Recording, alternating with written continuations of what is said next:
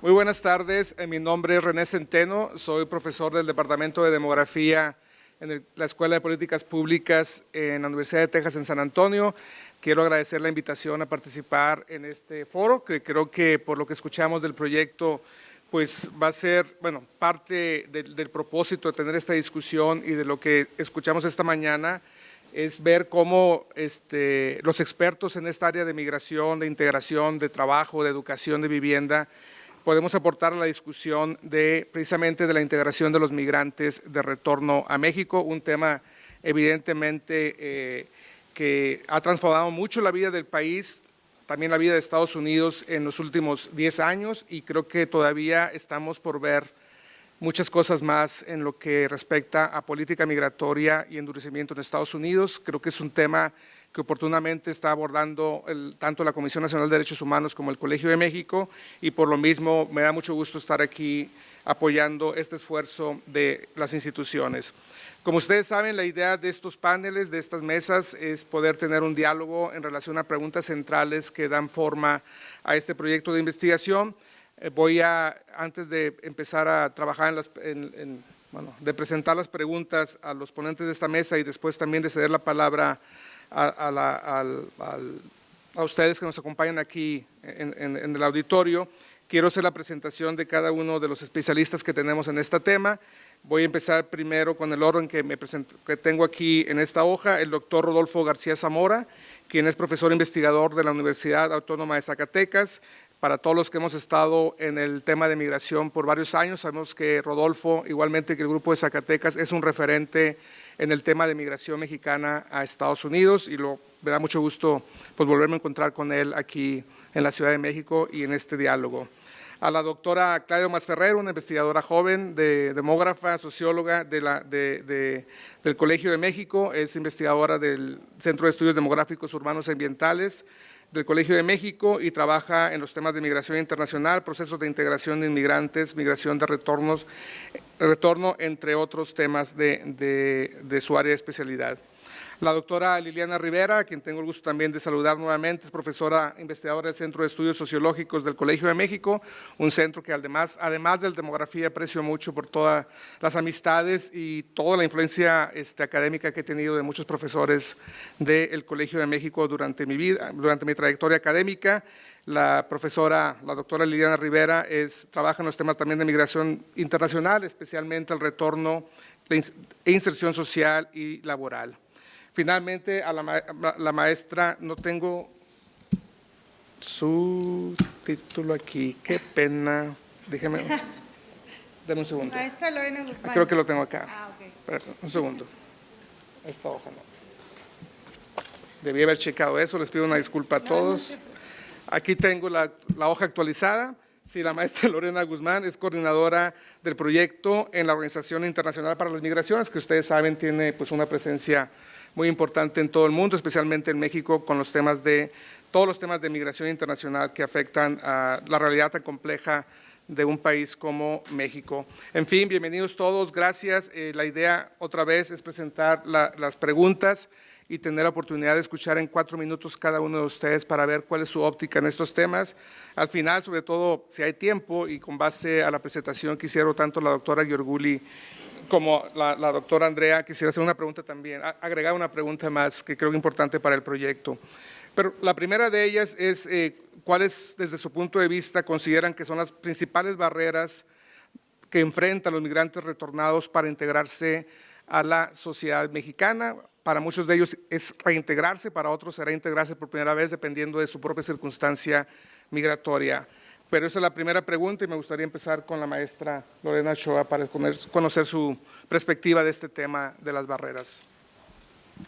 No sé si me escuchan bien. ¿Sí? Ok. Bueno, para hacer más ágil mi presentación voy a leer porque si no me extiendo para siempre, entonces tengo 4 minutos nada más. Para responder esta primera pregunta, yo lo dividí en 3 niveles. A nivel macro, desde la OIM percibimos que las y los migrantes de retorno se reintegran en contextos en el que existen grandes inequidades socioeconómicas y en los que sus transformaciones socioculturales experimentadas en Estados Unidos muchas veces no son bienvenidas, sobre todo a nivel local. En las pequeñas municipalidades muchas veces vemos obstáculos para la reinserción sociocultural de los migrantes en retorno. Aunado a esto, vemos que las políticas públicas a nivel nacional, como la Ley de Migración, el Plan Nacional de Desarrollo, el Plan Especial de Migración, a menudo no se ven reflejadas a nivel estatal y a nivel local, lo cual también obstaculiza su ejercicio, su implementación. Con relación a las barreras institucionales, identificamos 3 barreras institucionales principalmente. Una es la falta de oferta institucional que considera el proceso de reintegración, o a veces integración, como usted lo mencionaba, como un proceso integral de largo plazo que permita a las personas retornadas acceder no solo a un trabajo remunerado, que a veces es como muy apremiante, pero también necesitamos el apoyo para reinsertarse, necesitamos un sistema de apoyo integral que promueva su bienestar en general y el de sus familias, incluyendo aspectos indispensables como acceso a la vivienda, que muchas veces ya pasados las semanas, los meses, a veces los años, sigue siendo un problema crucial en muchos de los retornados, aspectos de salud física y sobre todo mental, que también aspectos psicosociales pueden estar muchas veces dejados de lado, y asesoría legal, que muchas veces también la gente requiere asesoría legal para el tema de la reunificación familiar sobre todo. En relación con documentos de identidad, como lo hemos escuchado en uno y en otro conversatorio, es un obstáculo muy grande. En muchos casos existe la imposibilidad de cumplir con requisitos, como es el comprobante de domicilio. También existe falta de información adecuada y recursos económicos muchas veces para acceder a los mismos. Por ejemplo, el cobro de las actas de nacimiento, el cobro de ciertos procedimientos que en algunos casos debería de exentarse. Por parte de las instituciones también existe falta de conocimiento sobre los documentos de identidad emitidos en Estados Unidos o la falta de flexibilidad en algunos procesos para incorporar a lo mejor los documentos de identidad en un momento más tarde. Continuando con las barreras institucionales, sobre el acceso a programas y servicios, a veces la población en retorno carece de información sobre los servicios o los programas gubernamentales, específicamente requisitos y las vías de acceso, o a veces también existe mucha resistencia a acercarse a las instituciones gubernamentales. Aunque tengan la información, a veces también existe esta resistencia. Por parte de las instituciones, a veces existen requisitos, como ya lo había mencionado, que difícilmente se pueden cumplir por parte de los retornados. A nivel micro, a nivel individual, a veces el retorno que enfrentan muchas de las personas es obligado o forzado y existe una separación familiar o precarias condiciones de vida tras su retorno, y entonces muchas veces las personas migrantes atravesan por estados de salud psicoemocional críticos, lo que limita su posibilidad de integrarse de inmediato a una actividad remunerada o a un sistema educativo. Primero es la necesidad de salud para muchos de ellos. Por parte de las instituciones, a veces también existe el desconocimiento de las condiciones en las que sucede el retorno. Muchas veces hablamos de los deportados como una generalidad y sabemos que el uso de esta palabra muchas veces estigmatiza y quiere significar a veces criminalizar, ¿no?, también a los migrantes de retorno. Entonces, a veces estos prejuicios o percepción negativa con respecto a las personas retornadas también alimentan esa barrera para acceder a los servicios de las instituciones gubernamentales. 4 minutos. Muy bien. Muy bien.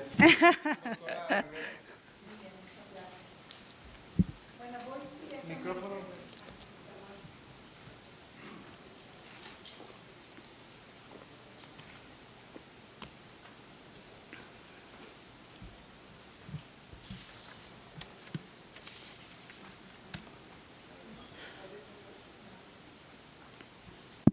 ¿Puedo pasar este?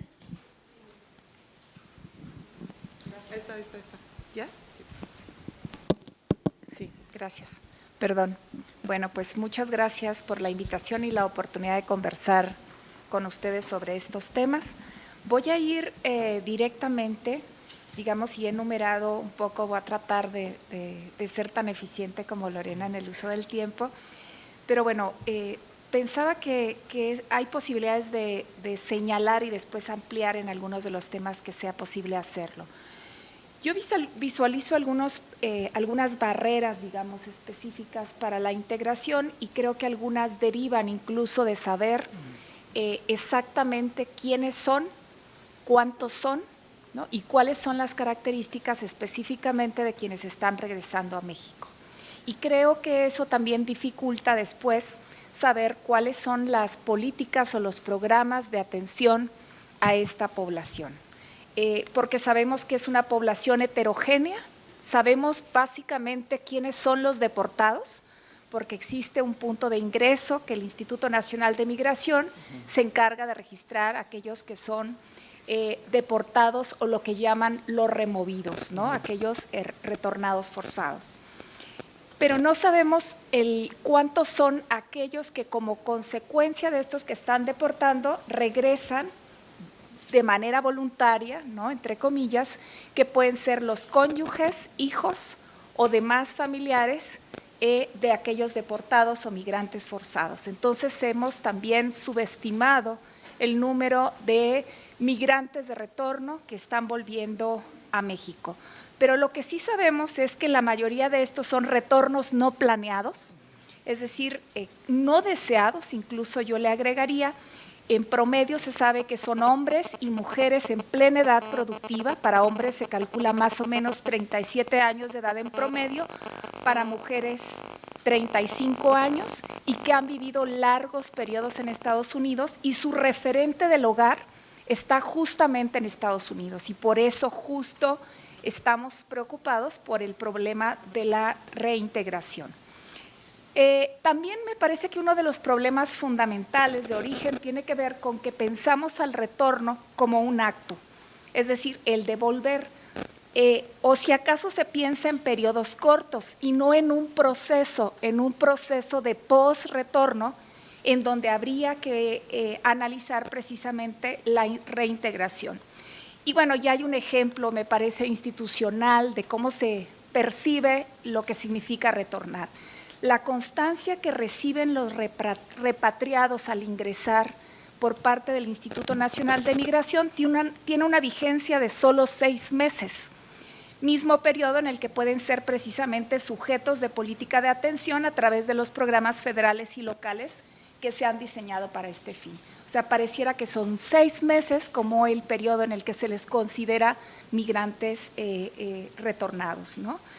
La otra es que se supone, y la mayor parte de los programas, incluso el Fondo de Atención a Migrantes lo dice, que los migrantes que regresan quieren ir precisamente a su lugar de origen, en vez de moverse a otro lugar donde se les ofrezcan, digamos, otras opciones de trabajo. Y se está pensando mucho en la reinserción, incluso laboral, en estos lugares de origen. Un problema más que tiene que ver con las barreras institucionales y que ya lo mencionaba Lorena, tiene que ver con el problema de la indocumentación. Pasar de indocumentado en Estados Unidos a indocumentado en México, y me refiero a todos aquellos que no tienen registro de nacimiento, credencial de elector, algún documento de identificación, que muchas veces tampoco pueden tener porque no tienen un domicilio que registrar. En el caso de la credencial de elector, por ejemplo, porque llegan a la casa de un familiar, de un amigo, una residencia temporal. Otro es el problema de la regularización, el problema de la legalización propiamente de los documentos con los cuales cuentan, los documentos escolares, la experiencia profesional, que si bien sabemos que estos programas existen, digamos, en distintas secretarías y se ofrecen, digamos, alternativas de legalización, por ejemplo, en la Secretaría del Trabajo o en la Secretaría de Educación Pública, muchas veces no hay asesoría legal, digamos, o asesoría para realizar tales trámites. Y el problema, digamos, central, me parece, en el caso de la población que describíamos como en plena edad productiva, es el problema del acceso al trabajo. Pero me parece que no es solo conseguir un empleo, sino acceder a un empleo no precario, es decir, con seguridad laboral, porque lo que vemos es que buena parte de los migrantes que regresan su primer empleo, yo tengo aquí un dato, casi el 60% de ellos, por ejemplo, se ubican en el sector primario, Por un lado es un sector, porque además sabemos que la mayor parte de los retornados forzados o los deportados no vienen precisamente del campo y no realizan actividades agrícolas. Y no obstante, la mayor parte de ellos se insertan en actividades del sector primario, fundamentalmente en la agricultura. Y el otro, bueno, si no ¿ya estoy? Sí. Perdón. Termina. Se reintegran, y es lo último que digo, como cuentapropistas, que significa que son, digamos, trabajadores por cuenta propia, pero que no son patrones. Y entonces también eso, en algunos casos, y la mayor parte de esto, su primer empleo es en el mercado informal. Perdón. No, muchas gracias. Me voy a poner mi cronómetro. Doctora Masferrer. Espero en 4 minutos contestar y agregar. La verdad es que uno de mis primeros puntos era justamente la heterogeneidad de los perfiles, que ya se ha discutido, lo dijo Liliana, pero sí recalcar que es muy diferente la experiencia de hombres, de mujeres, de jóvenes, de adultos, digamos, de más de 40 años que necesitan integrarse al mercado laboral. Digamos, el contexto local no es más importante, hay diferencias en el contexto rural, en el contexto urbano, pero yo voy a centrar mi comentario inicial en 3 puntos, que creo que si uno piensa como en las grandes teorías de cómo se integran los migrantes en otros contextos, uno puede pensar que los resultados quedan definidos en parte por lo que se llama contexto de recepción o modos de incorporación, donde es importantísimo el estatus de entrada. En este caso, los retornados son todos migrantes mexicanos con nacionales que tienen derechos como mexicanos, pero que sufren problemas de documentación, como decíamos. Entonces, digamos, es muy claro en el caso de Estados Unidos que el no tener un estatus legal va a tener repercusiones en las trayectorias. Después también, digamos, el capital social y humano del grupo, pensando en que en el caso de los migrantes de retorno es una población que tiene experiencia laboral muy interesante en Estados Unidos, que trabajó muy fuerte, que trabajó que aprendió el uso de nuevas tecnologías, que aprendió el idioma inglés, que aprendió un modo de hacer y de modo de trabajar que podría traducirse aquí, ¿no? Y hay ciertas barreras para poder trasladar esas experiencias aprendidas al mercado laboral mexicano. Eso sería una.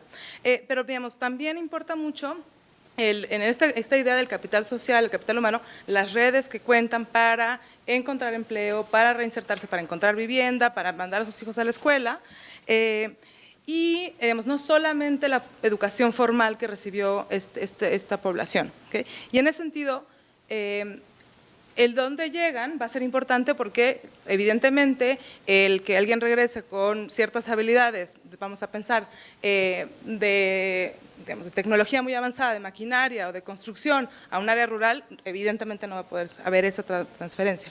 Y el último punto sería como de cómo se ven estos migrantes, de las actitudes y los valores que tiene la sociedad de acogida hacia estos migrantes. Y ahí es donde entra quizás la barrera más difícil, en general, no solo para el trabajo, pero sí del estigma, de la criminalización que se hace, de la idea de que es un competidor que llega, porque finalmente estamos pensando que un migrante que regresa va a pelear por los mismos trabajos precarios que la población mexicana que no migró, ¿okay? Entonces, digamos, va a haber competencia entre estas poblaciones si no se cambia la visión que se tiene del migrante. Y ahí, digamos, si uno piensa en la imagen que se incluyó en el póster, por ejemplo, del evento, son migrantes que están viendo hacia abajo con la cabeza agachada, que muchas veces así los vemos también, digamos, no nosotros, pero en la población en general. Es una idea de migrante fracasado, es una idea del migrante deportado, lo cual no es cierto, ¿no? Por cada deportado uno podría pensar que hay 3 personas más que regresan, su cónyuge, sus hijos, que van a tener necesidades muy distintas. Es cierto que en su mayoría el 70% de los que regresan son hombres, pero pensemos como más allá, cambiando esta idea del migrante de retorno fracasado con la cabeza hacia abajo.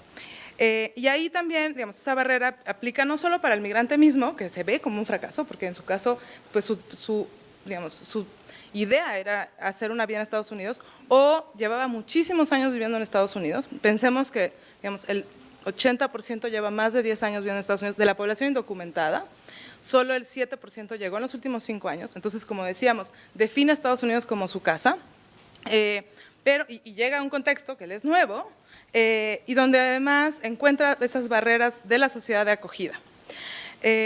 Ahora, nada más, digamos, por último, quizás una barrera más, son 4:15, una barrera más que se tiene es justamente de cómo vemos desde la academia, desde los actores, desde el gobierno al migrante de retorno. Y ahí lo voy a dejar para continuar después con el trabajo. Muchas gracias. De nada. Doctor. Gracias, amor. Buenos días. A mí me tocó coordinar una investigación del 2013 al 2015 en los estados de Michoacán, Puebla, Guerrero, Puebla, Chiapas y Zacatecas sobre los impactos de la migración de retorno. Nuestra investigación la iniciamos partiendo de un diagnóstico de que México tiene 5 dimensiones migratorias. Es un país de origen, de tránsito, destino, desplazamientos y creciente retorno. Y aplicamos 1,800 encuestas. Yo le comentaba al doctor René Centeno que aplicamos 300 encuestas en cada estado. Y encontramos 40 problemas principales de la migración de retorno. Y los clasificamos en 3 tipos de problemas. Los problemas que tienen que ver con una estructura económica y social que no está preparada para reabsorber a toda la población que expulsó en los últimos 40 años cerca de 11 millones de mexicanos y que se expresa en que en 30 años el 60% de los trabajadores están en la informalidad. Un segundo tipo de problemas que tiene que ver con el carácter institucional. Tenemos una estructura institucional obsoleta, caduca, que tampoco está preparada ni en municipios, ni gobiernos estatales, ni en dependencias federales para reintegrar a estos migrantes. Y un tercer sector fue el tema de los problemas comunitarios y familiares. Cuando procesamos las 1,800 encuestas y divididas en estos 3 temas, ubicamos 4 problemas centrales. El problema del empleo decoroso, permanente y bien remunerado, me parece muy certera la apreciación de la maestra Liliana. Segundo, el tema de la educación y de manera particular 500,000 de niños que reingresaron a México, muchos de ellos nacidos en Estados Unidos, muchos de ellos sin problemas. El problema de la salud. Y aquí tenemos que ver la heterogeneidad de los que regresan, si son arriba de 35 años, si ya regresan con patologías diferentes, y eso va a ser muy importante del retorno que se va a dar en los últimos años con Trump y sin Trump por el envejecimiento de migrantes mexicanos empobrecidos, enfermos y sin pensión, en un escenario de desmantelamiento de las políticas de salud. Y el último problema, la integración familiar y comunitaria. Los contextos de retorno, especialmente retorno forzado, incrementan la violencia doméstica y la violencia en las comunidades. Cuando vimos el tema del empleo, reiteradamente nos decían, nos fuimos porque no había empleo. En el primer viaje el 51% decía que se habían ido por falta de trabajo. En el último viaje el 62.7% nos dijeron que se habían ido por falta de trabajo. Lo que resultó muy fuerte que nos decían mayoritariamente, tuvimos que regresar a nuestras comunidades, tuvimos que regresar a México, no hay empleo como antes y lo que vemos es una violencia que no habíamos conocido cuando salimos de nuestro país. Entonces ahí se ratifican 2 de los problemas principales de México en los últimos 2 años, la ausencia de empleo y el tema de todo tipo de violencias. Muchas gracias. La segunda pregunta tiene que ver con cómo garantizar el ejercicio del derecho al trabajo. O sea, ¿qué esfuerzos hacen falta desde muchas realmente arenas para poder garantizar este derecho al trabajo? Rodolfo, ¿podemos empezar contigo ahora? Yo rápidamente estaba trabajando mi acordeón y desde la presentación del presidente de la Comisión Nacional de Derechos Humanos me acordé de una pregunta que siempre nos han hecho a los migrantólogos. ¿Es correcto hacer políticas públicas solo para los migrantes? ¿No nos puede llevar esto a una discriminación inversa para todos los pobres que no son migrantes, pero que tampoco no tienen empleo?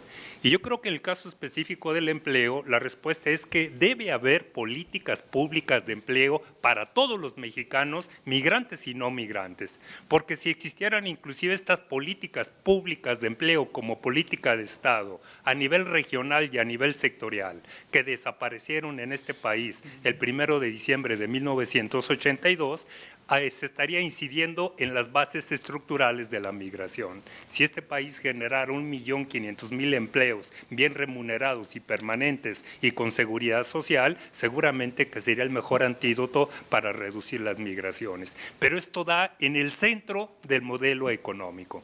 Hay políticas públicas con un Estado tipo China, tipo Corea del Sur o tipo la India que incida con los recursos públicos en el desarrollo regional y en el desarrollo sectorial, o seguimos apostándole a los mecanismos ciegos del mercado que hacen abstracción de las políticas de empleo. Mi respuesta contundente, la solución está en una política de Estado de empleo a nivel regional y a nivel sectorial. Resuelve el problema de los que no han emigrado, de los que emigraron y de los que están retornando.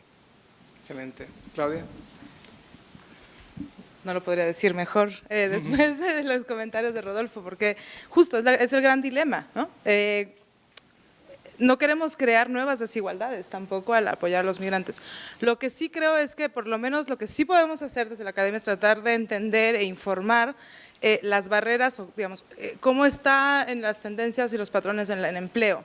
Y aquí yo apuntaría dos cosas. Una es que cuando uno ve el salario promedio de los migrantes de retorno del 2000 al 2015, vemos que la brecha salarial entre migrantes de retorno y no migrantes se cerró, pero a la baja. Porque los migrantes, digamos, esta ventaja que tenían antes los migrantes al regresar desaparece. ¿Okay? Uno podría decir, bueno, estamos reduciendo desigualdades, pero lo ideal sería que los demás subieran en promedio sus salarios. Entonces, ¿qué queremos? Evidentemente apunta justamente a lo que dice Rodolfo, bueno, aumentemos el salario para todos, mejoremos las condiciones laborales para todos. Hagamos, digamos, en esta idea del derecho al trabajo, que haya condiciones equitativas y satisfactorias para todos, protección al desempleo, etcétera. Pero, digamos, la realidad es que esta desigualdad se ha cerrado a la baja en desventaja de los migrantes de retorno. Cuando uno ve el tipo de empleo en el que están ingresando, también hay cambios. Entonces, digamos, esta idea de antes de que el migrante regresaba a su lugar de origen, en particular una comunidad rural, se integraban en abriendo un negocio, siendo emprendedor, abriendo un changarro, vemos un descenso, ¿no? Antes, digamos, en su mayoría, el 70% de los migrantes de retorno que vemos hoy en día es trabajadora salarial. Y en su mayoría no tiene, 40% no tiene acceso a servicios de salud. Entonces está, digamos, en el sector informal, vemos un aumento, vemos una baja del autoempleo.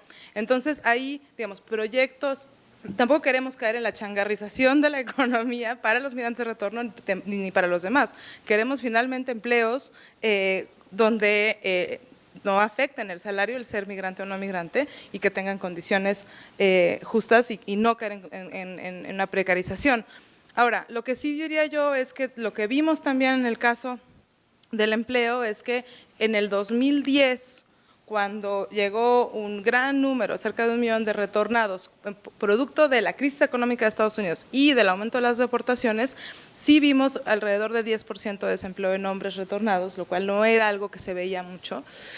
Para el caso de las mujeres pareciera que, al igual que la población mexicana que no migró, la participación laboral sigue siendo un problema mucho más bajo que los hombres, y vemos, al igual que para la población en general, que las mujeres retornadas ganan menos que los hombres. Entonces, de nuevo hablamos de desigualdades de género que quizás no tienen mucho que ver con la migración. Ahora, volviendo un poco a mi comentario inicial de estas tres dimensiones, ¿no? Lo que sí podríamos hacer quizás, que no es un programa específico de empleo, es un programa de desestigmatización de los migrantes de retorno.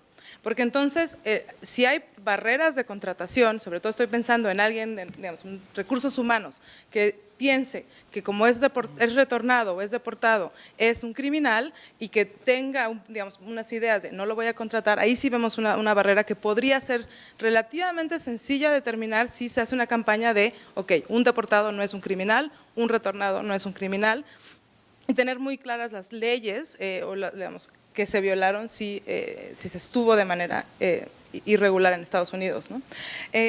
Y quizás por ahí podríamos trabajar, y ahí involucraría tanto al sector público como al sector privado, ¿no? Y justamente a los empleadores, pensando en que no vamos a hacer un programa, pero sí vamos a hacer, tratar de quitar estas barreras de discriminación o ideas erróneas asociadas a la migración. Gracias. Bueno, en esa línea, en lo último que comentaba Claudia, yo agregaría incluso que sí sería conveniente regular, digamos, la no contratación por antecedentes de vida y trabajo en Estados Unidos. Por un lado, porque no solamente genera mayor exclusión, ¿no?, de esta población, el etiquetamiento, la estigmatización que deviene de esta idea de que quienes están regresando tienen antecedentes criminales, sino también porque me parece que sería una forma de evitar que no se contrate a estas personas porque tienen conocimientos particularmente sobre derechos laborales, ¿no? Lo que encontramos aquí en la zona metropolitana es el argumento de algunos empleadores es no contratamos a aquellos que vienen de Estados Unidos, incluso donde están solicitando personal en un restaurante como meseros, pero no se les contrata porque eso puede tener un efecto de contagio sobre los demás empleados, es decir, la exigencia de jornadas de 8 horas, el pago de horas extras, etcétera, etcétera. Es decir, por un lado es por etiquetamiento, pero también por otro lado da lugar justamente a ver estos resquicios para violar los derechos laborales de las personas, ¿no?, independientemente de que sean migrantes retornados o no. El otro problema, y para no repetirme en los temas que ya mis colegas han señalado, yo diría que hay, digamos, un problema de coordinación entre dependencias. No creo, o sea, no es un problema de que no hay programas específicos o focalizados en la atención a migrantes de retorno, sino que hay una gran dispersión de programas. Y yo diría en el campo laboral particularmente, la coordinación, por ejemplo, entre el programa Somos Mexicanos y la Secretaría del Trabajo, por ejemplo. Por un lado, un problema de coordinación y por otro lado, un problema de los pocos recursos que se le asignan a este programa, ¿no? Somos Mexicanos, incluso sus 2 primeros años se la pasó sin recursos. Entonces, nosotros sabemos que cuando un programa no tiene recursos, pues realmente no existe, ¿no? Y hay un programa muy interesante, Repatriados Trabajando, por ejemplo, pero el presupuesto es casi nulo. Y entonces, bueno, la efectividad de estos programas, pues por supuesto que es muy complicada. Y yo solo agregaría para terminar que se piensa mucho cuando se diseñan programas más en un esquema de subsidio, ¿no?, y que funciona temporalmente y que me parece que se requiere ahí repensar cuáles son las estrategias particularmente en esta materia. Y a veces se asocian a programas como el Fondo de Apoyo al Migrante, donde la prioridad y el objetivo del programa es la infraestructura, ¿no? Y uno diría, bueno, la infraestructura en localidades con migrantes y que reciben remesas. Y no estoy segura si la pavimentación, el drenaje, etcétera, etcétera, contribuye realmente en el proceso de reintegración de estos migrantes cuando vemos que no necesariamente están volviendo a las localidades de origen. Lo dejo ahí. Sí, gracias.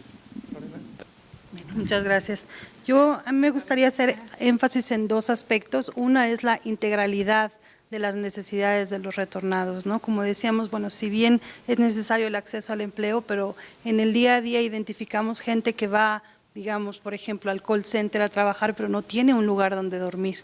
Entonces, como tener muy en cuenta que necesitamos desarrollar sistemas de apoyo, no sé si escalonados es la mejor palabra, pero que se pueda contemplar como las necesidades básicas indispensables que se tienen que cumplir, como vivienda, seguridad, como lo mencionaba el doctor Zamora, y acceso a salud física y mental, ¿no?, que en algunos casos es crítica la intervención en un momento inicial. Y a lo mejor en un segundo momento, por ejemplo, acceder a los servicios del empleo. La doctora Rivera mencionaba el tema de Repatriados Trabajando, donde tú tienes que llegar a pedir tu apoyo con tu, se me olvidó el nombre de la carta, de la constancia de repatriación, en un periodo, en una ventana de no mayor a 3 meses. A lo mejor esos 3 meses yo no me siento en la posibilidad de acercarme a buscar un empleo porque no tengo el ánimo y no tengo la situación física, ¿no?, de salud para acercarme. entonces esa ventana se cierra en el momento en el que yo no puedo acceder a los servicios. Entonces, vuelvo al punto de la integralidad y del largo alcance que tiene un proceso de reintegración. No es un momento de recepción, hay momentos, hay un momento de recepción, hay un momento ya en el que te vas acomodando, hay un momento en el que ya vas haciendo planes de vida y entonces buscas una reinserción laboral. Mucha gente busca reinsertarse en el mercado laboral porque le urge tener dinero para poder sobrevivir.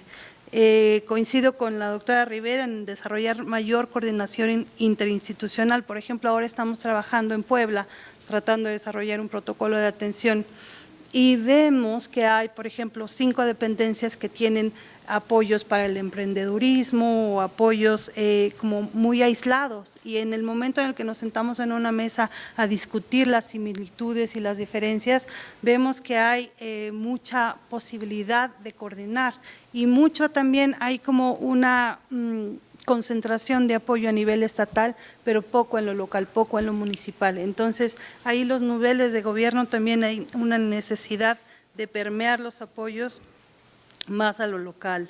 Es necesario también hacer como encadenamiento, yo lo llamo, de la vinculación entre los programas de capacitación, certificación y acceso al empleo, ¿no? A veces accedes a uno, pero ya no hay como un seguimiento de cómo acceder al siguiente paso. Y el último punto que yo quisiera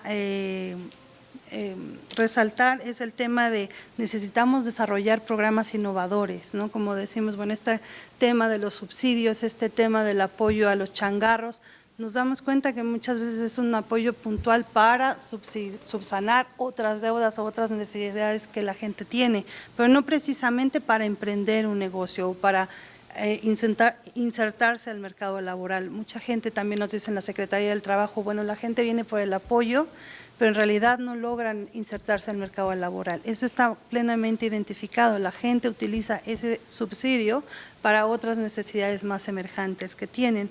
Y estamos identificando programas innovadores. No sé si han escuchado, por ejemplo, de un programa nuevo que se llama Hola Code, que es muy chiquito, a una escala muy pequeña, pero busca, por ejemplo, formar ingenieros en software que se podrían insertar en este tipo de empleos otros, ¿no? Que tengan condiciones dignas, que tengan seguro social, que tengan desarrollo profesional. Es una iniciativa muy pequeña, pero me parece muy interesante empezar a pensar afuera de la caja de los changarros y de los subsidios. Muchas gracias. La última pregunta es, ¿qué acciones institucionales desde su perspectiva han tenido éxito y cuáles áreas de oportunidad se han identificado pues, precisamente para la reintegración de los mexicanos al trabajo? Okay. En cuestión de acciones institucionales, desde la OIM colaboramos muy cercanamente con el Instituto Nacional de Migración y otras instancias, por lo tanto me voy a concentrar en 3 programas actuales, el PRIM-PAMIR, que si bien es un programa que apoya a la recepción de migrantes en retorno y apoya su traslado de forma segura a sus comunidades de origen, el área de oportunidad que vemos ahí, por ejemplo, en materia de apoyo a la reinserción laboral es el tema del acceso a la información. Muchas veces nos damos cuenta que el punto de recepción, o sea, el aeropuerto, no es el lugar indicado o más adecuado o ideal para proveer toda la información que se les provee. Muchas veces nos damos cuenta que la gente, en realidad, ese primer punto de apoyo, de encuentro, no permea, no se traduce en un acceso al empleo, en una búsqueda laboral, porque en ese momento a lo mejor no es el mejor momento, ¿no? Mucha gente viene cansada del viaje, por decir lo mínimo, ¿no? Entre muchos otros aspectos psicoemocionales y a nivel individual de la persona. Nosotros vemos como área de oportunidad fortalecer la vinculación con los enlaces de Somos Mexicanos y otras instancias ya a nivel estatal y a nivel local para dar seguimiento a los casos individuales y en un segundo momento, posiblemente, proveer la información ya a más detalle de los servicios disponibles y así probablemente buscar una forma más efectiva de su reinserción laboral. El programa Somos Mexicanos, también colaboramos con ellos en este aspecto del Servicio Nacional de Empleo. Vemos que ahí hay esta coordinación de Somos Mexicanos con el Servicio Nacional de Empleo y vemos la necesidad de fortalecer el programa adecuándose a las realidades y necesidades de la población. Por ejemplo, necesitamos que haya mayor negociación con los empleadores para facilitar o reconocer documentos de identidad con los que cuentan los retornados, ¿no? Diversificar las ofertas de empleo. Muchas veces nos damos cuenta que las ofertas de empleo no corresponden a las necesidades o a las características, la experiencia que tienen los retornados de Estados Unidos. Por ejemplo, negociar apoyo del SAT para dar a las personas de alta, ¿no? Muchas veces la gente que son trabajadores independientes se pierden en ese sistema porque no hay un apoyo o un acompañamiento. Y ya lo que mencionaba de los requisitos, por ejemplo, de mostrar la constancia de repatriación para ser elegible para búsqueda de empleo. También incrementar la capacidad institucional. Muchas veces nos damos cuenta que hay un punto de enlace del programa Somos Mexicanos por estado. Entonces, digamos que es insuficiente la capacidad institucional para atender las necesidades de la población. Y también, bueno, tenemos la necesidad de incluir a retornados no devueltos por las instancias del gobierno estadounidense. O sea, todos estos retornados que hablábamos, los familiares, los hijos de las personas retornadas o todos aquellos que vienen de forma espontánea, no precisamente voluntaria, a lo mejor obligados por una circunstancia familiar, también salen del radar de las instituciones de apoyo para búsqueda de empleo. En cuestión de generar alianzas intersectoriales e interinstitucionales, por ejemplo, estamos ahora trabajando, como mencionaba, con el Gobierno de Puebla para desarrollar un protocolo que pueda como coordinar los esfuerzos de las diferentes instancias y vemos esto como un buen esfuerzo entre una instancia nueva local, el Instituto Poblano de Atención a Migrante, en colaboración con el Instituto Nacional de Migración, específicamente Somos Mexicanos, se coordinan para entonces convocar a las diferentes instancias y desarrollar procesos nuevos y esperemos innovadores de atención a las personas retornadas. Entonces, nosotros vemos esto como un esfuerzo muy interesante que pudiera a lo mejor dar pie a mejores sistemas de apoyo para los retornados en México. Gracias, Liliana. Sí. Bueno, yo recuperaría, digamos, para plantear algunas ideas, esta idea de no pensar solo en los extremos. Acá nosotros hablamos mucho siempre de deportados por un lado e incluso se habla de los dreamers, ¿no? De estos migrantes, digamos, con otras calificaciones.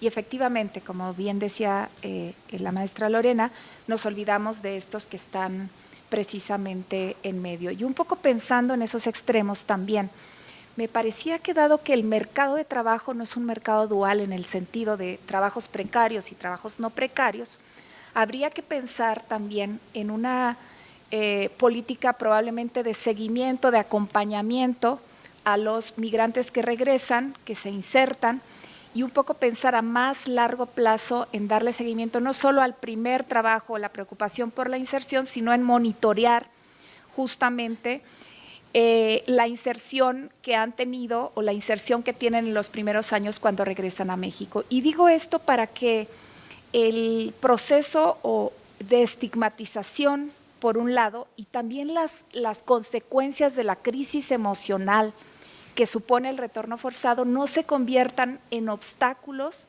o no sean un factor que lleve a los migrantes a tomar empleos mal pagados, en malas condiciones, con jornadas excesivas de trabajo y aún en la formalidad tomar empleos con altos niveles de precarización, porque la estigmatización también justamente lleva a la no exigencia, por ejemplo, de derechos y de garantías sociales para la inserción laboral, y eso me parece que es súper importante. Yo subrayaría una vez más, aunque ya lo comenté en mi participación previa, el problema de la vinculación institucional. Yo creo que hay programas y ahí hay una oportunidad súper importante que habría que aprovechar y que me parece que solamente con vinculación institucional, con la vinculación entre los distintos niveles de gobierno, puede lograrse, digamos, la atención integral de la que también hablaba la maestra Lorena, de esta población que está regresando. No estoy segura si se requieren políticas focalizadas o no, como ya nos planteaba el dilema el doctor García Zamora, pero sí creo que hay una etapa, sobre todo esta que yo sugería como de post-retorno, en el que sí habría que hacer un seguimiento también en el mercado de trabajo para garantizar que no se violen los derechos básicos de estos connacionales. Y lo dejo ahí.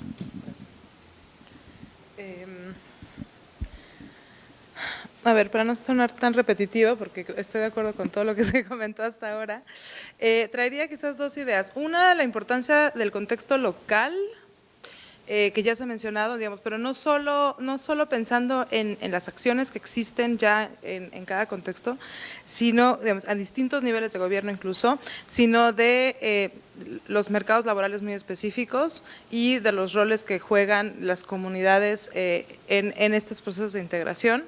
Y en ese sentido sí pensaría que hay diferencias geográficas muy importantes en el país, ¿no? Entonces, digamos, algo que veo yo en mis análisis es que sí hay diferencias geográficas que no podemos hablar de un tipo de retorno, ya no solamente por el perfil, sino también por los contextos de llegada o de acogida. Y en ese sentido sí creo que pensar en las necesidades específicas de estos grupos heterogéneos en contextos también muy diversos nos puede ayudar a que sí es cierto, necesitamos una vinculación de estas acciones, pero evitando perder esta heterogeneidad al vincular, digamos, no se necesita una única estrategia, ¿no? Claro. Entonces, yo creo que justo parte de lo interesante del proyecto que inicia ahora es tratar de hacer un mapeo de todos estos programas, que creo que los que hemos trabajado con Migración de Retorno, que siempre intentamos buscar los programas y están un poco desperdigados. Entonces, tener este repositorio nos va a ser muy útil, pero lo que sí es importante es tratar de ver hasta qué punto podemos hacer una estrategia de migrante-retorno y la respuesta, yo digo, es no. Y en ese sentido, pensar también en cómo en otros contextos, en otros países, se integra económicamente a la población extranjera que llega.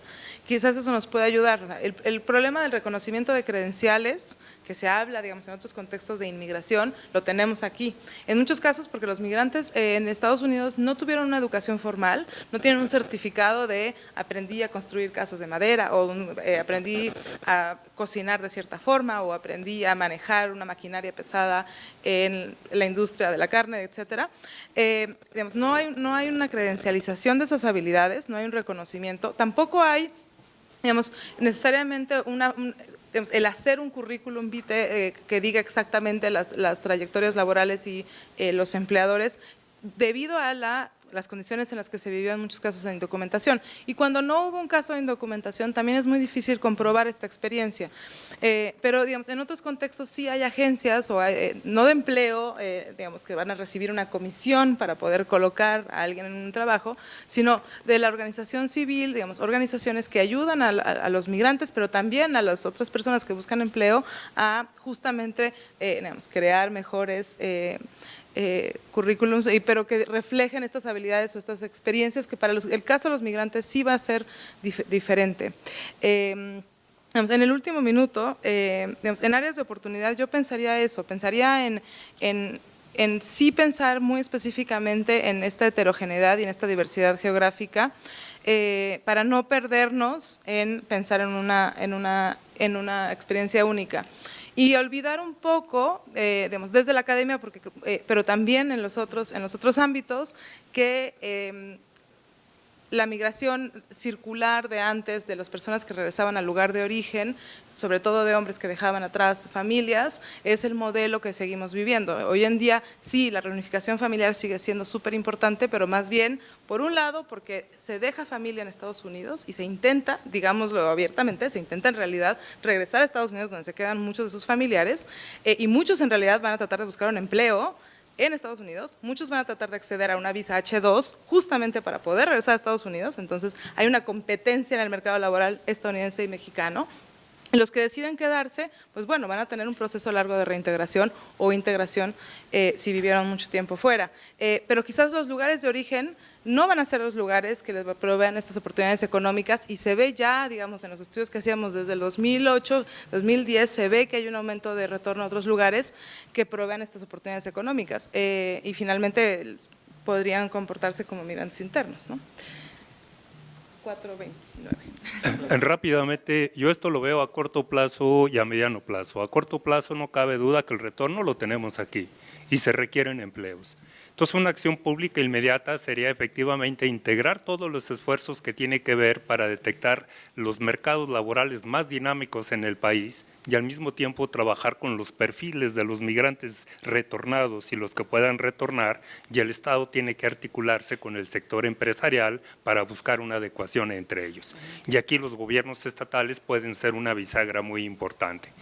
A mediano plazo, a nivel estructural, hemos caracterizado que las acciones estatales a nivel federal sobre migración son reactivas, fragmentarias y tardías. Y en los últimos 30 años se ha tenido una política extractiva sobre la migración internacional. Ha sido una enorme válvula de escape a la incapacidad del modelo económico de generar empleo y bienestar. Se van 11 millones, pero nos mandan cada año montos crecientes de miles de millones de dólares, que el año pasado fueron 28.772 millones de dólares. Era la situación perfecta del modelo, pero ese colchón ya no existe. Y entonces viene el tema de cómo construir una nueva arquitectura institucional. Se requiere una política de Estado sobre desarrollo y migración. Y ahí yo que invito a todos es que tenemos el esfuerzo que hizo la sociedad civil 2012-2013 con Secretaría de Gobernación, con Relaciones Exteriores, y donde se logró crear el Programa Especial de Migración. Ahí mucha gente que tenemos años trabajando en políticas públicas, con funcionarios federales, con sus equipos técnicos, trabajamos en la propuesta más elaborada. Esto apareció en el Diario Oficial de la Federación, 30 de abril de 2014, pero para el año 50 le dieron 50 millones de pesos. Es una burla terrible y nos habla del divorcio entre el esfuerzo y el aporte de los migrantes con lo que el Estado hace por ellos. Por eso este tema de la nueva arquitectura institucional forma parte del diseño de un nuevo proyecto de nación, de un nuevo proyecto de Estado. Lo triste es que ahora el tema migratorio no está en la agenda de ningún partido, no está en la agenda de ninguno de los funcionarios o de los candidatos a la presidencia. El proyecto en el que yo estoy involucrado en este año es cómo aterrizar el Programa Especial de Migración en los 6 estados donde estuvimos trabajando, con la propuesta que hicimos de un programa de apoyo integral a la reintegración de los migrantes y sus familias con 10 puntos. Porque a nivel estatal el tema migratorio es totalmente marginal, totalmente insignificante. Entonces yo diferenciaría acciones a corto plazo y las acciones que tienen que ver a mediano plazo con una nueva arquitectura institucional que tiene que ser promovida fundamentalmente por la sociedad civil, por la academia y posteriormente a los 3 niveles del Estado, por las resistencias normales que existen en estos ámbitos de poder. Muchas gracias. Yo tengo una pregunta también para el grupo, el panel, y tiene que ver con la presentación que hubo en la mañana y también con varios de los aspectos que han discutido aquí o que han aportado ustedes para esta discusión. La parte tiene que ver con el hecho que finalmente se está hablando de un proceso de integración. Digo, es muy claro el proyecto en cuanto a que desea precisamente aportar sobre los avances que hay en la integración de los migrantes que retornan a México o que vienen después de mucho tiempo de vivir en Estados Unidos de regreso a México.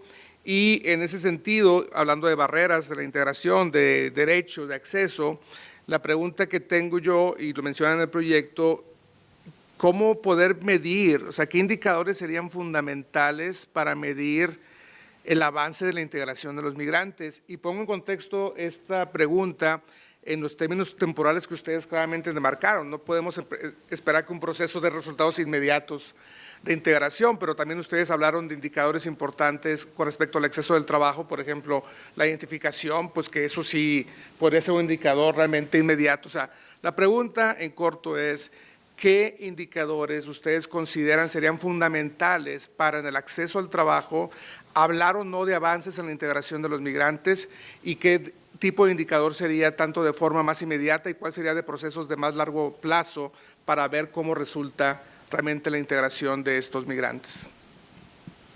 Cualquier orden, ahora sí. Pues, la pregunta del doctor René lo que nos está diciendo, especialmente a los responsables del programa, cuidado con los objetivos y con los productos. Es un año. Yo le decía a la doctora Liliana, son demasiados y se requiere un enorme esfuerzo de integrar todos los aportes que se han hecho. Pero lo que el doctor René está planteando, ¿cómo medir los resultados de lo que se pueda recomendar después de un año, cuando eso tiene que pasar un proceso de tiempo? Entonces, quizá efectivamente hay que dimensionar en el tiempo y en el espacio todas las propuestas que surjan de ese colectivo.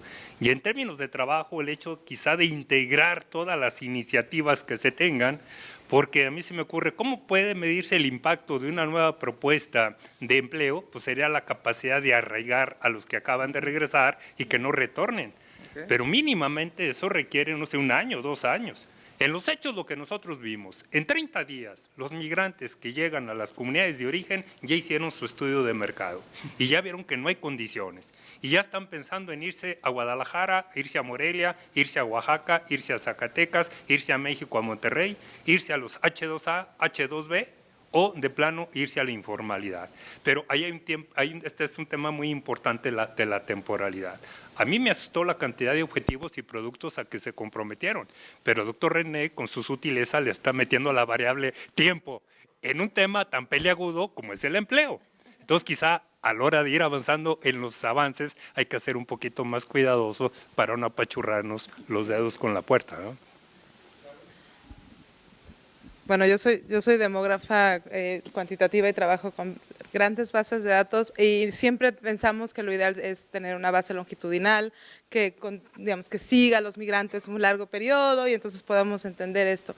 Esto no se puede hacer a nivel nacional, digamos, no tenemos ninguna fuente de información representativa a nivel nacional que siga a los migrantes, ni a la población en general, ¿no? Para tratar de entender estos procesos en el largo tiempo.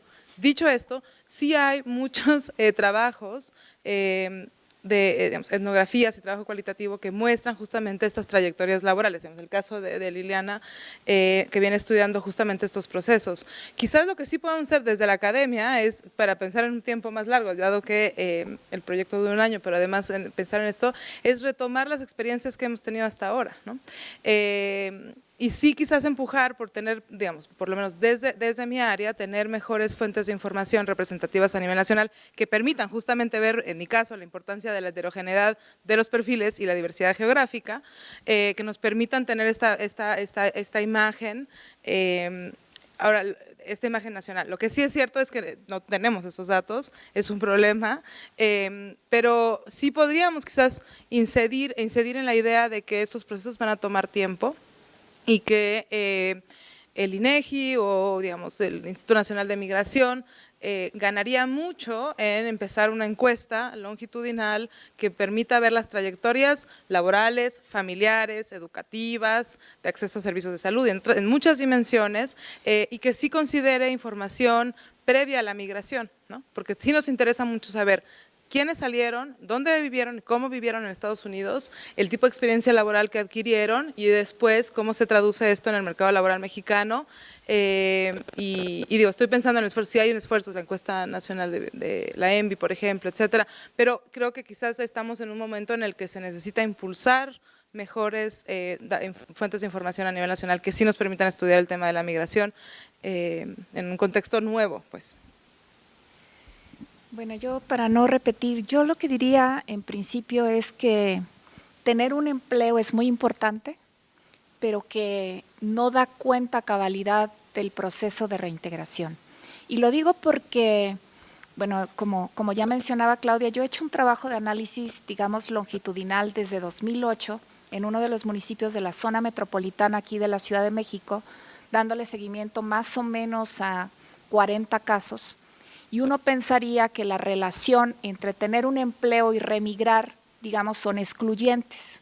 Y lo que hemos encontrado es que no necesariamente, que hay, digamos, otros factores que tienen que ver también con la inserción social, que son muy importantes y que tienen un gran peso. Y por eso de ahí me he movido a trabajar mucho más, tratando de averiguar procesos de reintegración o de inserción social o reinserción social en espacios específicos, ¿no? Y no solamente ver reinserción laboral, por donde originalmente llegué a trabajar estos temas en el año 2008. Y por eso hablo de documentar y de mirar fundamentalmente el proceso de post-retorno, lo que eso implica, o sea, en términos de temporalidad, un proceso y no retorno solamente como las acciones inmediatas de atención a quienes están volviendo, y eso me parece fundamental, porque nos podría dar cuenta, ¿no?, o pistas de cuáles son esos factores que están interviniendo para que las personas que han regresado finalmente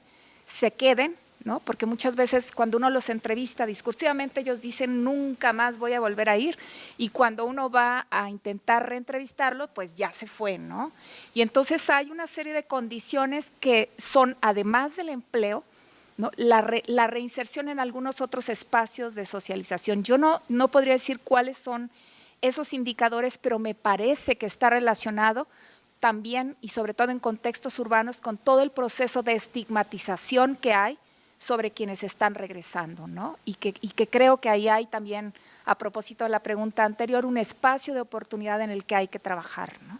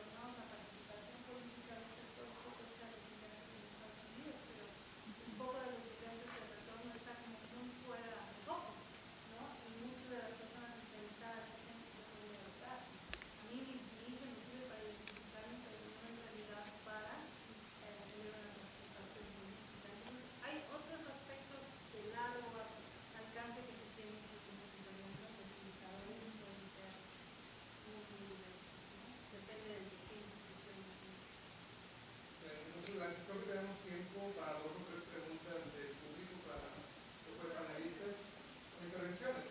Pues, adelante, si también se pueden identificar dónde son.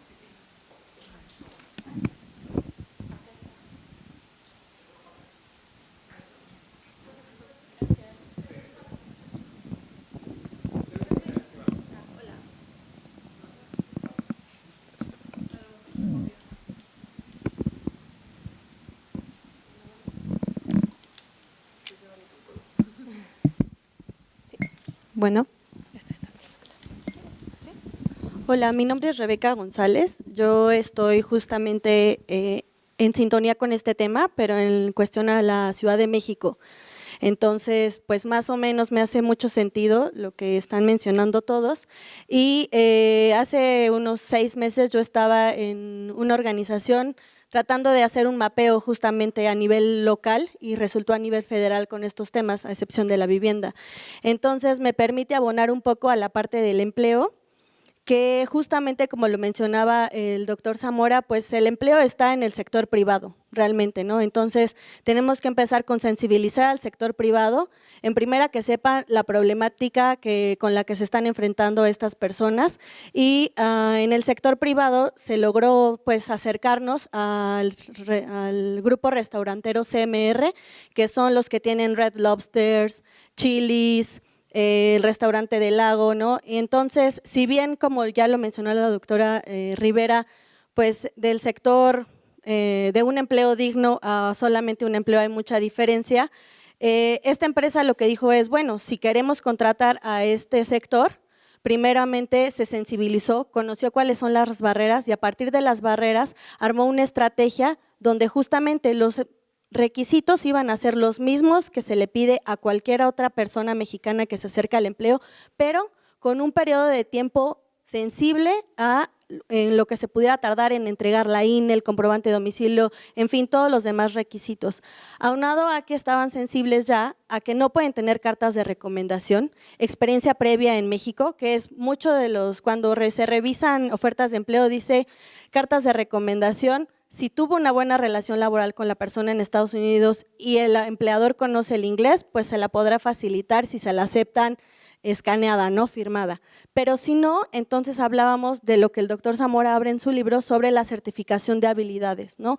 Entonces, ¿qué es lo que mencionaba la doctora Claudia? En el sector, en la parte de certificación de habilidades, sí hay un esfuerzo, pero no está difundido, no es conocido, y yo lo exploré tratando de ayudar a 2 personas a que se certificaran y se quedó varado. Es el Consejo Nacional de Normalización y Certificación de Competencias Laborales, conocido como CONOCER, que se supone que las personas, esta estrategia que es por parte de la SEP, las personas sí se pueden certificar, pero primero hay que encontrar cuál es el sector, si empata con lo que se quieren certificar de Estados Unidos aquí y buscar en dónde está ese certificador, es decir, si hay un CECATI aquí o si hay otro certificador, y después de encontrar que existe el vínculo es que hay un costo, ¿no? Entonces, justamente pues se cierra el círculo. ¿De qué sirve que sí me puedo certificar? Sí, hay un tiempo y hay un costo, ¿no? Entonces, pues ahí la estrategia existe, pero pues también faltaría como sensibilizar al mismo conocer. Y por otro lado, pues justamente lo que hablaban del gobierno y el sector empresarial, pues creo que existen muchas como el sector empresarial o el ISO 9000, esta firma que tiene millones de empresas, que hay muchos trabajos, pero igual son empresas ajenas a este contexto, ¿no? Entonces, nada más sería esa mi aportación. Muchas gracias.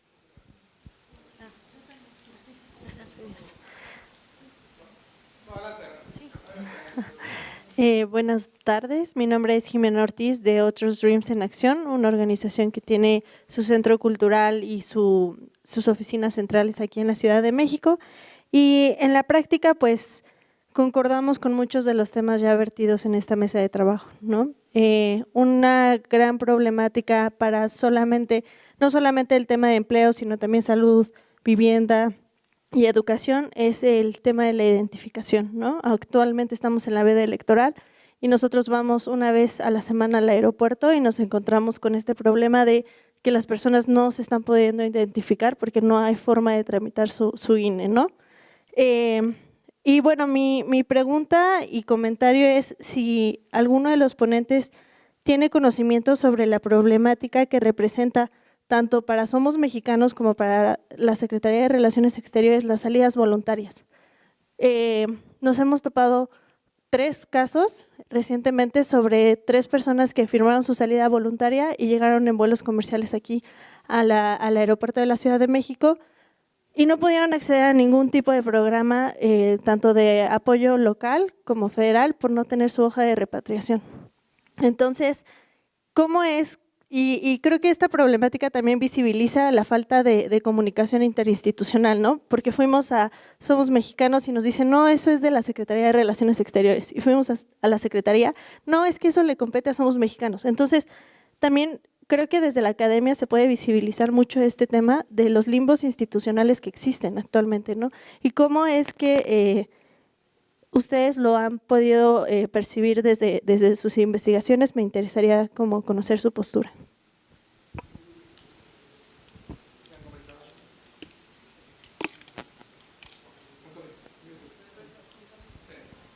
Antonio Yunes, del Colegio de México. Un comentario respecto a lo que decía Rebeca, que acaban de comentar la segunda, perdón, le intervengo, y que tiene que ver con la coordinación interinstitucional. Es un tema de políticas, es un tema que yo no sé que si tenga solución o no. Tenemos experiencia, por ejemplo, de un proyecto de territorios productivos a nivel local que podría ser un elemento, después platico con ustedes, sobre incorporación, ¿no?, en el sector rural vinculados con proyectos productivos de población en pobreza, que fue parte de uno de los programas de Prospera. Y pedimos para que los proyectos funcionaran locales, que es una opción, podría ser de los migrantes de retorno, que participaran distintas secretarías, guardando dinero para evaluar los proyectos que se formularon a partir de las organizaciones que se fueron creando. Ninguna guardó un quinto. Ya hay una ley atrás incluyendo la Zagarpa para proyectos de maíz, etcétera, etcétera. Entonces es un gran reto. Yo lo que sugiero, yo no sé cómo vaya, la forma en Perú que le dieron vuelta en el gobierno previo fue crear un ministerio de inclusión social o algo así, porque vieron que era imposible integrar y coordinar políticas y apoyos de distintas secretarías. En fin, yo creo que la experiencia podría ser interesante. Y el segundo punto es nada más, me invitaron a dar seguimiento a un nuevo proyecto sobre jornaleros y empresas productoras de aguacate y de berries, que ha habido un boom. Yo estoy viendo en los datos que tengo sobre ocupación reciente en la agricultura, etcétera, es que coincide un aumento en la ocupación agrícola con la reducción de, no sabemos por qué, pero seguramente tiene algo que ver con migrantes de retorno, probablemente. Y de un aumento en la ocupación en el sector agropecuario de los últimos coincide con la reducción de las tasas migratorias, ¿no?, del sector rural. Entonces estamos estudiando eso, es algo interesante, y ya después platico con algunos de ustedes de cómo incorporar, vamos a hacer encuestas en estas empresas y jornaleros, y cómo incorporar algunas preguntas que podamos obtener información de migrantes de retorno. Gracias. Antonio Yunes, del Colegio de México. ¿Quieren comentar algo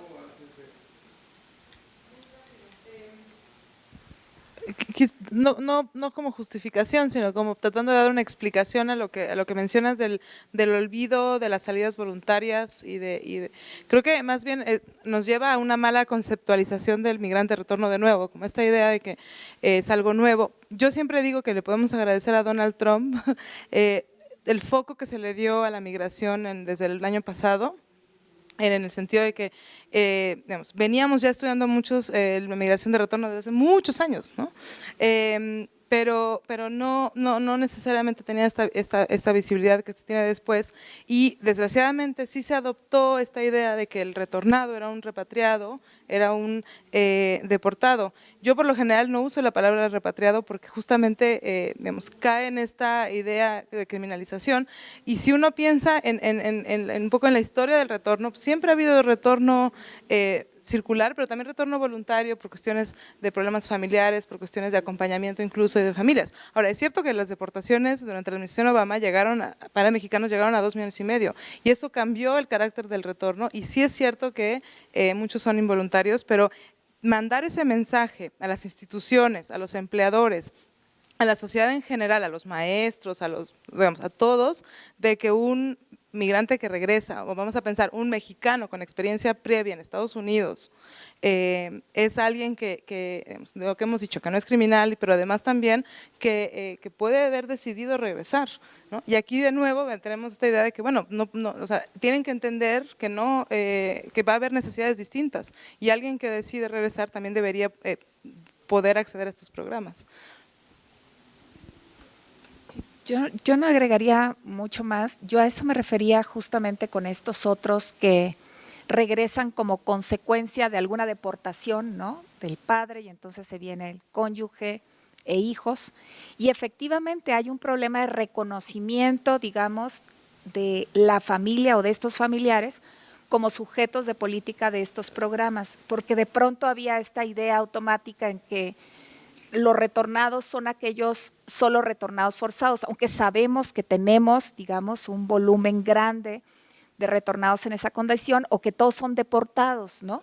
Y me parece que ahí tenemos un problema con quiénes son, y por eso yo iniciaba, digamos, mi primera intervención diciendo justo eso de quiénes son los retornados, porque eso habla de una heterogeneidad que todavía no logramos trabajar e identificar, y los programas son estos programas inmediatistas, y que mucho se pensó fundamentalmente en los deportados, ¿no? Y que por supuesto que tienen necesidades específicas, pero que habría que incluir a esos otros que también están volviendo al país, ¿no? Gracias. Felicidades a ella por lo que hicieron en el sector restaurantero. Buenísimo. Por lo que plantea el doctor Antonio Yunes, es decir, cuidado que no es tan sencillo la coordinación interinstitucional. A nivel internacional, la experiencia de la Unión Europea precrisis fue que hubo políticas activas de empleo desde la Unión Europea. me tocó ver muy de cerca las políticas de empleo para migración en España y las políticas que promovieron en Marruecos y en Senegal. Vino la crisis y acabó con eso. Me tocó conocer la creación de la CENAMI, Secretaría Nacional de Migración en Ecuador, y me tocó ver cómo la desmantelaron. Entonces, en el caso específico de México, no cabe duda que la complejidad del país, con esto que parece que se acabó parcialmente la válvula de escape a la migración masiva a los Estados Unidos, requiere de una nueva arquitectura institucional. Pero los mensajes desde el Estado mexicano es que pone nuevamente al frente del Instituto Nacional de Migración, después de un militar, alguien que viene de la dependencia del espionaje, de la inteligencia, del CISEN. Y nos hoy amanecemos con la noticia que el nuevo secretario de Agricultura es un exdiputado local de Tamaulipas. Cuando no cabe duda que la experiencia mundial es que el sector agropecuario es el que sigue teniendo la mayor capacidad de generar empleo.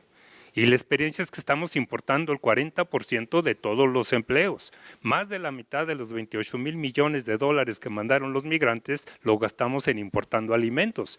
Y yo estoy convencido que en el campo está el 50% de la solución en términos de empleo, en términos de impactos multiplicadores, pero en este sexenio fueron 2 gobernadores que sabían 0 del campo y ahora un diputado local. Pero no quiero que nos vayamos desanimados y que nos vaya a hacer daño nuestra sopa de fideo. Yo reitero, ahí hay un esfuerzo increíble que es el Programa Especial de Migración, cotejémoslo con la realidad, veamos en qué estado las organizaciones y la sociedad civil pueden aplicarlo y no partamos de cero, aprovechamos todo lo que se ha hecho. Y fue un esfuerzo con dependencias federales. Bueno, creo que ya estamos un poquito retrasados. Quiero agradecer a todos los panelistas y a todo el público la asistencia aquí y pues nos movemos al siguiente panel. Muchas gracias a todos.